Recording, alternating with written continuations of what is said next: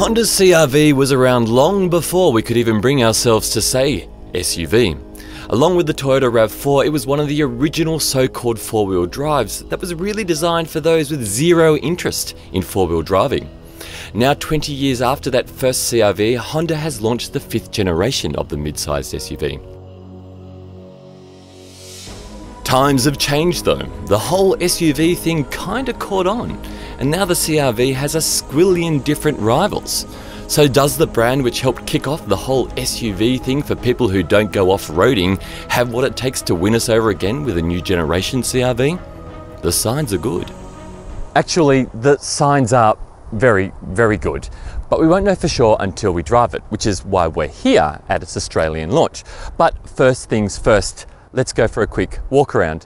Now, this particular one is the VTI-L grade. It's the second from the top in the whole CR-V range. It's a two-wheel drive. The VTI-L only comes as a two-wheel drive, but the big news is that it has 7 seats. It's the only grade that comes with 7 seats. Now, having an extra 2 seats in the back does reduce your cargo capacity a little bit. The 5-seater has a cargo capacity of 522 litres. This one, the 7-seater, has a 472 litre cargo space.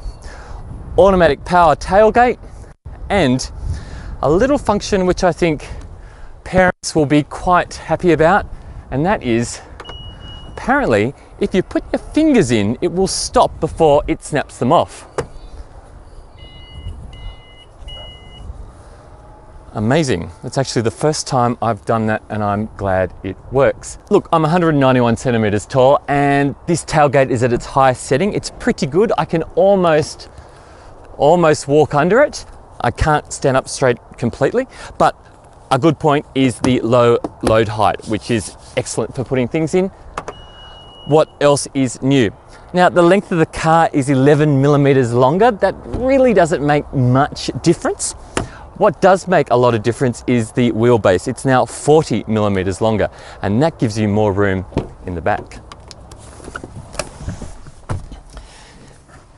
Now, this seat is actually in my driving position. As I said before, I'm 191 centimeters tall, and I've got gallons of room. That's more than the CX-5, the Mazda CX-5. Now, where room is limited in the VTI-L is in the headroom department. This has a standard sunroof, and that brings the ceiling height down quite a bit. To be honest with you, I can't actually sit up straight in this. That's a minor down point, actually. Okay, let's check out the third row. Now, I'm bringing you around this side of the car because you can really only get into the third row from the footpath side of the car. By the way, check out these doors. They almost open at 90 degrees to the side of the car. Big, wide, tall opening, great for getting kids in and out, so practical. Back to the third row. Let's take a look. Okay, welcome to the third row. Look, there's not a lot of space here back in the third row. This second row does slide forwards on rails, which is handy. Look, it's not going to help me much. If your children are, my size, well, they're probably not children anymore, but these do make good emergency seats. The CR-V is also wider than before, and that increases interior space too. The cabin has a well-crafted feel with soft touch materials. Storage is excellent with this great center console area, which can be configured to store different sized items. The design of the cabin is a bit busy though, and that instrument cluster looks a bit like a 1980s arcade game, but hey, you might like that. This 5th generation CR-V is a good looking beast with lashings of chrome and other shiny bits. There's those swept back headlights, the tall profile, and from behind it looks planted and wide and tough. Okay, let's take this for a drive. Come on. Right, so what do you need to know? Now, you probably should know that there are 4 different types of CR-V. The range kicks off with the VTI. It's a 2-wheel drive. You can only get it as a 2-wheel drive, a front-wheel drive. Stepping up above that is the VTIS. Now, the VTIS is the one that you'll buy. Well, not you, but most people will buy. It comes as a two-wheel drive and it also comes as an all-wheel drive. Above that, you've got this one, which we're in here. It's the VTI-L. It's only a two-wheel drive, but you get 7 seats. And above this one is the VTI-LX, and that's the top of the range CR-V. Okay, so what else should you know? Well, even though there are 4 different types of CR-V, there's only one type of engine. It's a 4-cylinder turbo petrol, and it's pretty good. The transmission, there's no manual gearbox, there's an auto. That's all you really need to know. If you want to know a little bit more, I can tell you it's a continuously variable transmission. It's also known as a CVT. Now, I'm not a fan of CVTs. Normally, I find that when you put your foot down, all you hear is this sound. It's a droning sound. It sounds like you're trying to get your dad out of bed. It just sort of goes, and that's not a major issue, but it can be a bit, a bit of a pain in the neck when you're driving up hills, especially. There's also no diesel engine in the range either. That engine, look, it's not going to win you any drag races, but it's plenty powerful for a mid-sized SUV.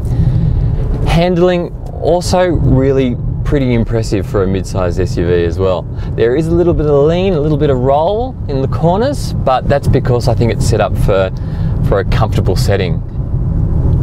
Okay, so what is it like to drive? Look, I'm actually pretty impressed. The seating position for starters is excellent. I sit really low and I look over the top of the steering wheel.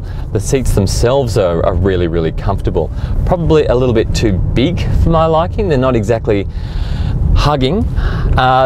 The pedals, the brake and the accelerator have really good feel. And now the brake is a special type of braking system. It's electric braking booster, and it's just so sensitive. Not overly sensitive, but it's sort of like big toe sensitive in that you just have to touch, just almost brush them, and you pull up so quickly. I'm really impressed with how well the new CR-V brakes. There's another thing I like about the car. These A-pillars, they are super thin, and that helps with forward visibility. You come up to an intersection and you're not having to look around them. They're almost invisible. But what aren't invisible are the pontoon style wheel arches, which when you look out over the bonnet, you see these two big bulbous shapes.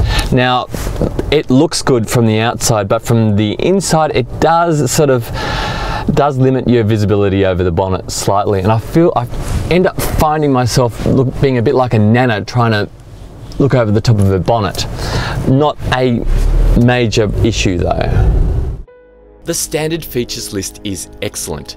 Even the base grade car comes with a 7-inch screen, Apple CarPlay, Android Auto, proximity unlocking, push button start, cruise control and twin exhaust. The one above it is the VTI-S, and it gets all of that plus dual zone climate control, power tailgate and 18-inch alloys, which look very hard to scuff on gutters because of their flat design. Now, you should also know that there is advanced safety kit, but it only comes on the top of the range car. Now, here's something for you, a bit of a curveball. Honda have told us that AEB and all the whiz-bang advanced safety kit, which you can only get on the top of the range VTI-LX, is going to be coming out on the other grades at some point. Now, they won't tell us when, but it will.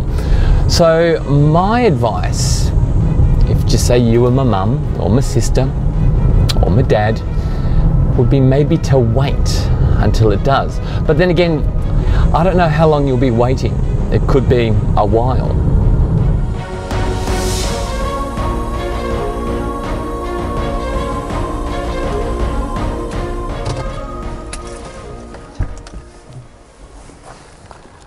I have driven a squillion mid-size SUVs this year. The Volkswagen Tiguan, the Mazda CX-5, the Nissan X-Trail, and the Honda CR-V is right up there with them. Practical. Those rear doors, both, in fact the front doors as well, they open so wide, there's plenty of room to get in and out. 7 seats in the VTI-L grade. The technology on board is also really good. Apple CarPlay, Android Auto. The engine, excellent. The CVT, really good for a CVT. There's a lot of boxes ticked. Plus, it's great value for money, and it locks itself when you walk away.